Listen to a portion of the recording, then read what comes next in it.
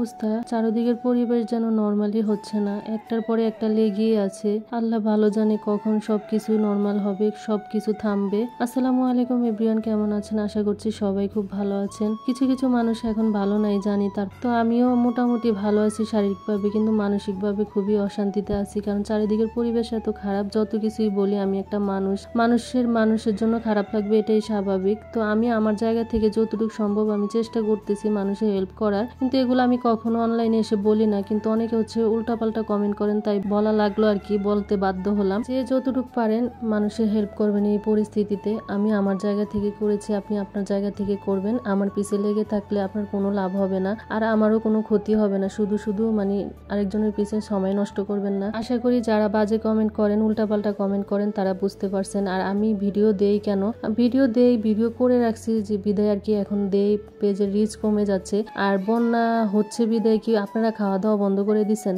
আর অনেকে যে 5 সেকেন্ডের ভিডিও দেখে অনেক কিছু মন্তব্য করে ফেলেন।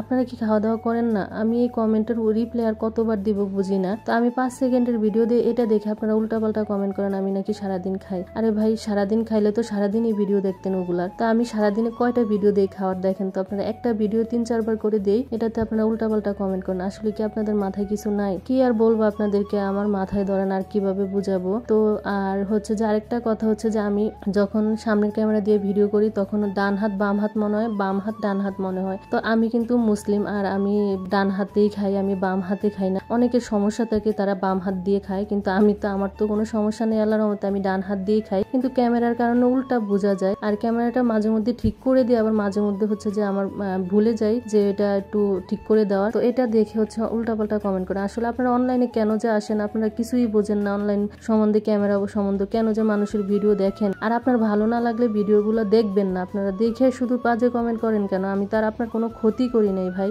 তো যাই হোক, আজকে অনেক কথা বলে ফেলছি। অনেকগুলো আমরা ছিল, আমি যদি ভর্তা বানিয়ে বাচ্চাদেরকে না দেই ওটা এভাবে পড়ে নষ্ট হবে, তাই ভাবলাম যে ভর্তা বানিয়ে সবাই মিলে খাই। আর এই ফাঁকে ডিম সিদ্ধ করে খেয়ে নিলাম। আর এই ভিডিওটা এই পর্যন্ত, সবাই ভালো থাকবেন, আল্লাহ হাফেজ।